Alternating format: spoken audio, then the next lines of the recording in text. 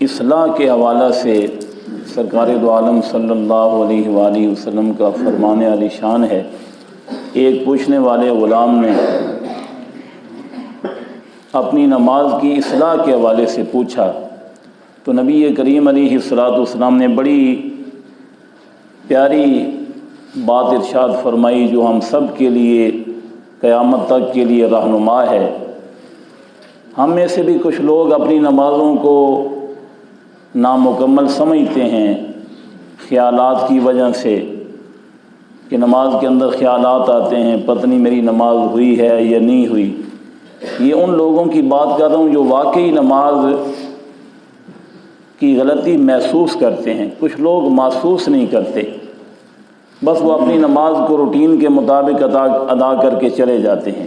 تو حضرت قاسم بن محمد رضی اللہ عنہما روایت فرماتے ہیں کہ نبی کریم علیہ الصلوۃ والسلام کی بارگاہ میں ایک شخص نے سوال کیا کہ اہم فی صلاتی فیکثر ذالک علیہ، میں اپنی نماز میں زیادہ خیالات پاتا ہوں، یعنی میری نماز میں خیالات زیادہ آتے ہیں، فیکثر ذالک علیہ، اور یہ بات اکثر میرے ساتھ ہوتی ہے، اب میں کیا کروں؟ تو نبی کریم علیہ الصلوۃ والسلام نے فرمایا امد فی صلاتک، تو اپنی نماز کو مکمل کر لیا کر، تو اپنی نماز کو مکمل کر لیا کر، یہ خیالات تو آتے رہیں گے، حتیٰ کہ ایک وقت ایسا بھی آئے گا کہ تو نماز مکمل کرے گا اور اپنے آپ سے یہ کہے گا کہ میری نماز مکمل نہیں ہوئی، ایسے خیالات بھی آئیں گے۔ تو آج ہمارے ساتھ بھی ایسا ہوتا ہے، ہم میں سے بھی کچھ ایسے لوگ ہیں، میں ہوں، آپ ہیں، یا کوئی بھی ایسی سوچ رکھنے والا ہے جس کو اپنی نماز کی فکر ہے، وہ یہ خیال کرتا ہے کہ پتہ نہیں میری نماز ہوئی ہے یا نہیں ہوئی۔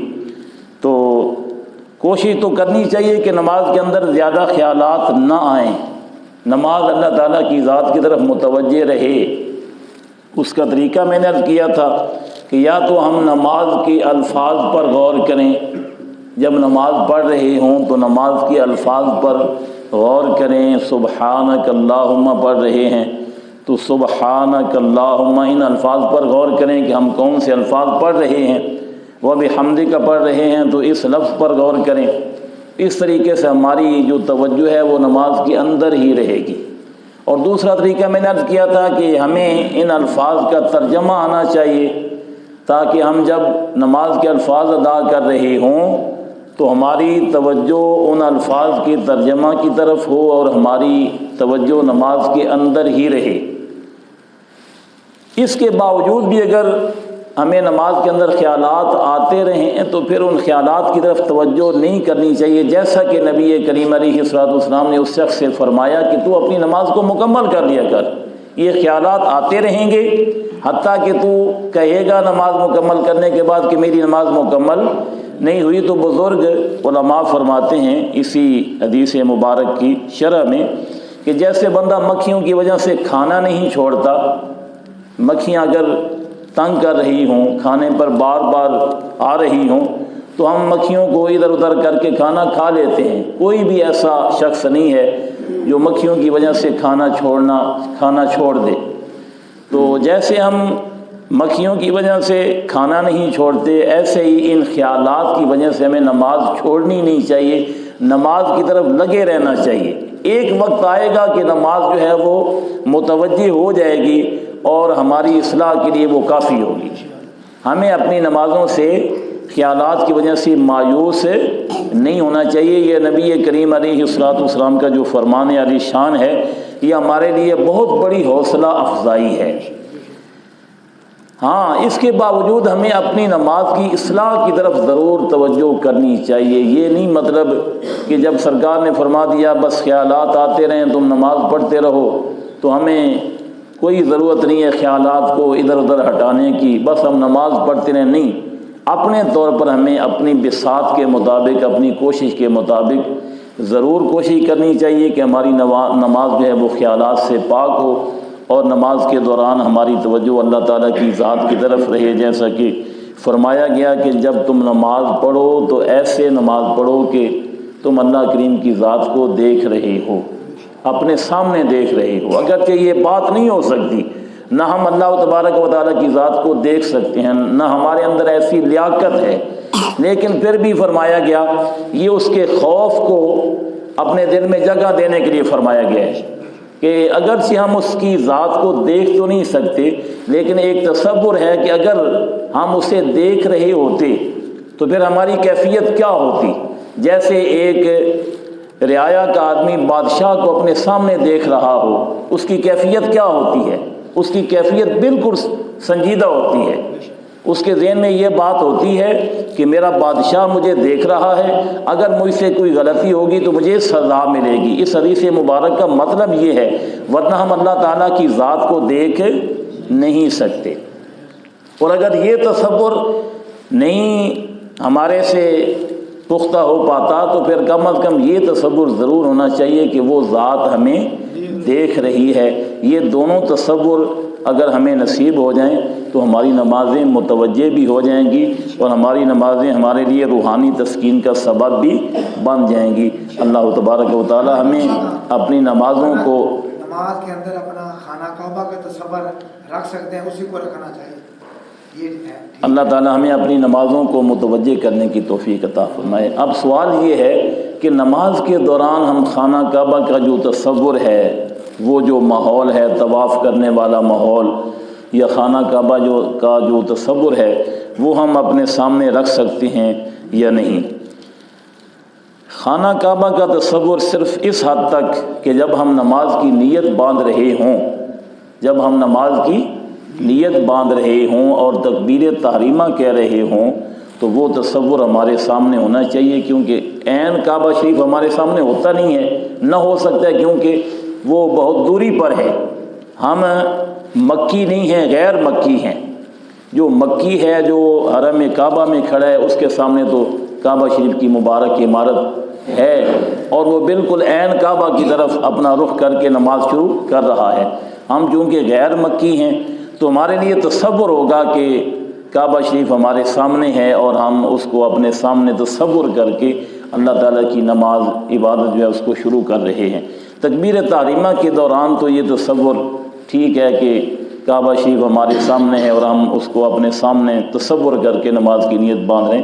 جب ہم نماز کی نیت باندھ لیں تو اس کے بعد ہماری جو توجہ ہے وہ اللہ تعالیٰ کی ذات کی طرف ہونی چاہیے۔ اگر کعبہ کے ماحول کی طرف بھی ہو جائے تو ناجائز نہیں ہے، لیکن بہتر یہی ہے کہ ہماری توجہ، کیونکہ ہم عبادت کعبہ کی تو نہیں نہ کرتے، ہم عبادت اللہ تعالیٰ کی کرتے ہیں۔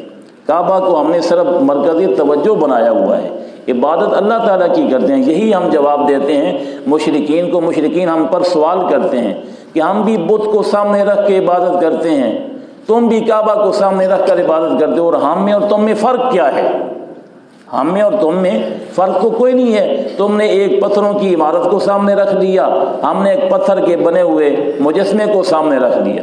تو ہم جواب دیتے ہیں بے وقوفو، ہم اس پتھر کی عمارت کی عبادت نہیں کرتے، ہم صرف اس کی طرف متوجہ ہوتے ہیں اور عبادت اللہ تعالیٰ کی ذات کی کرتے ہیں، اور اللہ تعالیٰ کی ذات کی کے علاوہ کسی کی عبادت کو ہم شرک مانتے ہیں کہ وہ شرک ہے۔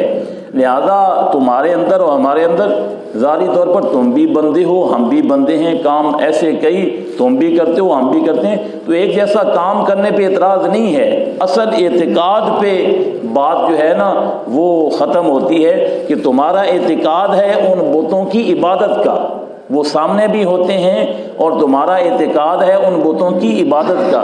ہمارے سامنے صرف کعبہ ہوتا ہے یا کعبہ کا تصور ہوتا ہے، لیکن ہمارا اعتقاد کیا ہے کہ ہم اس گھر کے جو گھر کا مالک ہے، جو اس گھر کا رب ہے، ہم اس کی عبادت کر رہے ہیں۔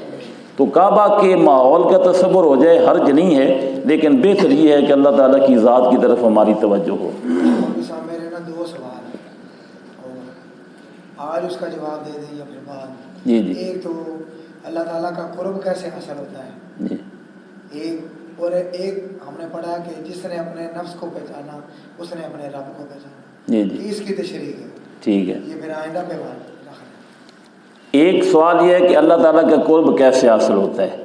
بڑا آسان اس کا جواب ہے، ان اکرمکم عند اللہ اتقاکم، جو تم میں سے زیادہ اللہ سے ڈرنے والا ہوگا نا اس کو اللہ تبارک و تعالیٰ کا قرب زیادہ نصیب ہوگا۔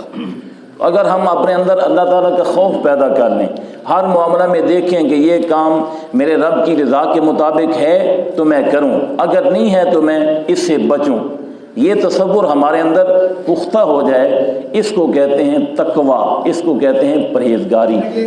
اللہ کا قرب جو ہے نا، اللہ کے نزدیک ہونا، اللہ کا تقویٰ حاصل کرنا، یہ نہ کہ خوف خدا میں ہے۔ جی تقویٰ اور پرہیزگاری میں اللہ تبارک و تعالیٰ کا قرب ہے۔ جو بندے مومن جس قدر تقویٰ اور پرہیزگاری میں زیادہ ہوگا اتنا وہ اللہ تبارک و تعالیٰ کے زیادہ قریب ہوگا۔ دوسرا سوال ہے کہ من عرف نفسہ فقد عرف ربہ۔ ایک روایت کریمہ کا یہ ترجمہ ہے کہ جس نے اپنے نفس کو پہچان لیا اس نے اپنے رب کو پہچان لیا۔ اس کی وضاحت تو ذرا تفصیل ہے وضاحت کے اندر، انشاءاللہ کل اس کی تفصیل عرض کریں گے۔ اتنا فقط سمجھ لیں کہ اگر ہم اپنے نفس کو سمجھ لیں گے نا، اپنے نفس کو سمجھ لیں گے، اپنی ذات پر غور کر لیں گے کہ ہماری ذات جو ہے اللہ تبارک و تعالیٰ نے اس کے اندر کس قدر حکمتیں رکھی ہیں اور اللہ کریم نے کس قدر ہمیں تخلیق فرمایا ہے احسن انداز میں، تو اگر ہم اپنی ذات پر غور کر لیں گے تو ہمیں اللہ تبارک و تعالیٰ کی جو معرفت ہے وہ نصیب ہو جائے گی۔